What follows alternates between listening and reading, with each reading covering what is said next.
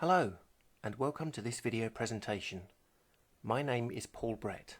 I'm a Senior Software Support Analyst supporting the Transformation Extender product from IBM. The topic for today's video is Beginner's Guide to the Command Server. Feel free to reach out to me on popular social media channels at Paul Brett Tech. In this video, I will do a quick tour of the command server features and show you how to get the best out of it. I will impart the following tips: how to create a Windows Registry entry to make command server executions of maps a mere simple click away.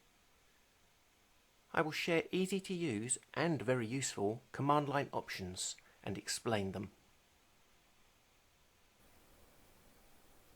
Let's begin this demonstration. I've opened a command prompt window and I've changed to my T drive and into the command server subdirectory.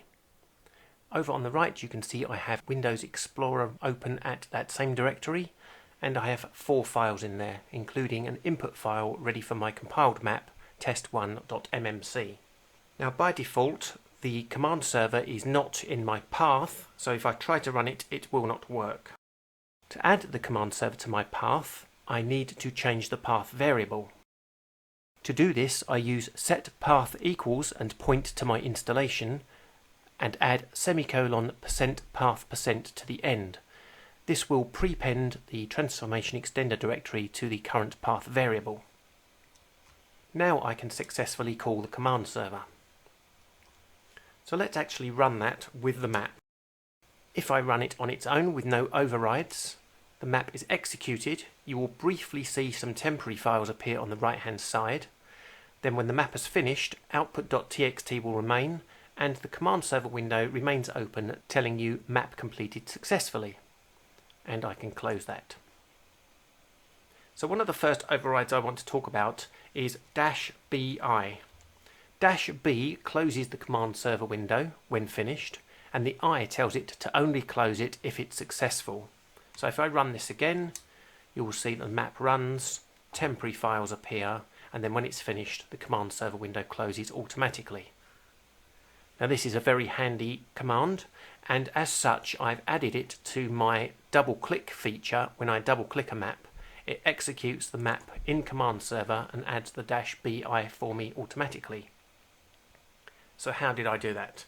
Well, if we go into the Windows Registry and then drill down through the registry through HKey classes root, jump to the IBM section and look for IBM Sterling Transformation Extender or IBM WebSphere Transformation Extender.mmc. We expand this and open shell and then open run and then open command. Now you will see extra entries here for different versions that I have. You can ignore those, you probably won't have those.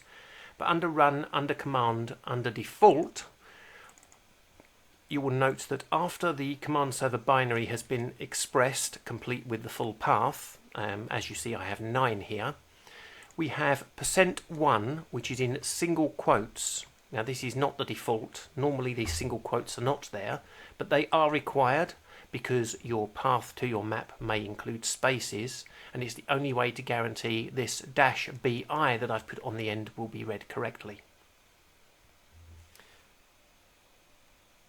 So just to be clear, it is likely that you have this as the default for Transformation Extender 1102, and if you was to change it to this entry, it would ensure that you could double click on a map and the window would close automatically on successful map execution. Let's talk about some other overrides.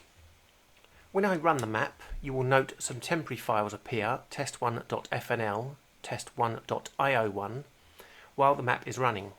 This is because I have the work files set to file. If I use the override -wm to run the work files in memory, you will note that those 2 files no longer appear. You will note that I don't have an audit log running. If I add -ae, when the map completes successfully, we end up with an audit log, test1.log. If I add -ti, This is an input content trace. -T is the trace, I for all input cards, O for all output cards. You can put numbers in there as well to specify specific cards. What this means is the map has completed successfully and we have test1.mtr. So, how do we know what overrides to use for what? Well, one way is to use the documentation, and I'm going to open that now. This is the latest documentation, ITX 1102, and if we go into execution commands and execution commands, here are all the overrides that I'm talking about. So at the top we have the -A setting that I used earlier, -A, and there's the E that I specified.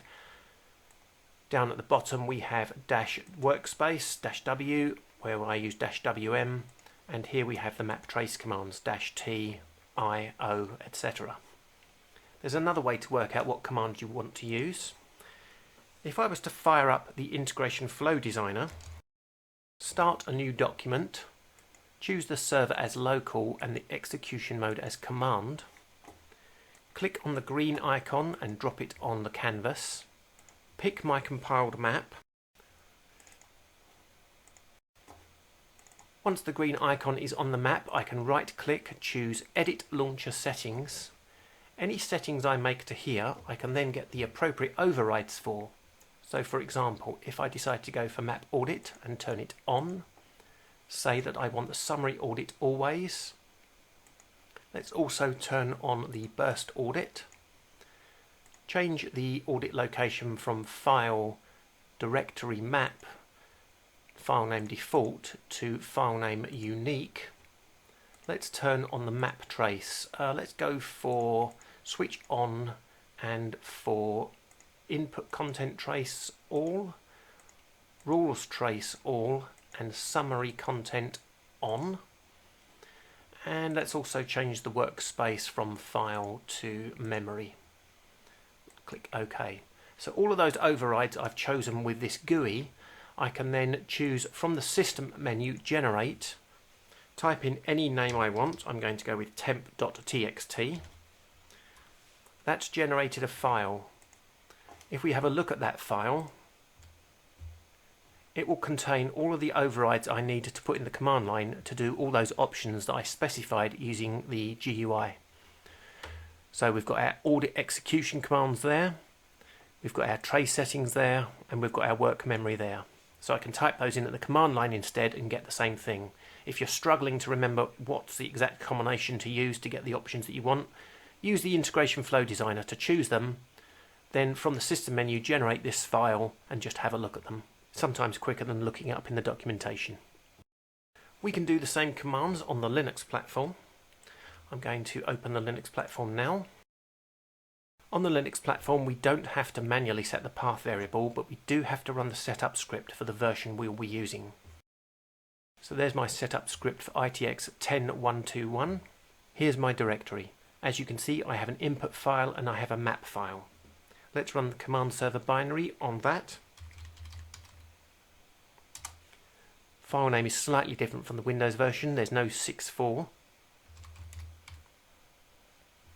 And if I run the map as is, it completes successfully, and as we can see there is an output file. If you could have seen the execution running, you would have seen that the work files were generated on disk and then removed at the end. Here again we can use the -WM to remove those and run in memory instead. We don't need to use the -BI option because there is no command server window as such. Let's just have a quick look at the audit command.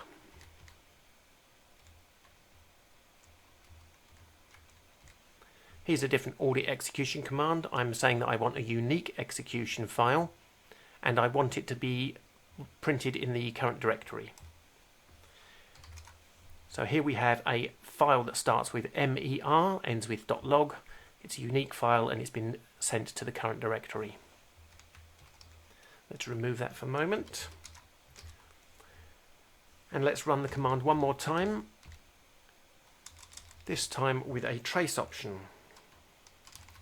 I'm going to trace all input and output cards -TIO. And if we do an ls now, we have a .mtr file. So the same overrides in general can be used on the Linux platform as well as the Windows platform. That's the end of the demonstration. I want to thank you for taking the time to watch my video presentation today. If you found the content interesting and informative, please hit that like button. Consider subscribing to my YouTube channel as I release content such as this on a regular basis. Feel free to reach out to me on popular social media channels at Paul Brett Tech. Thank you.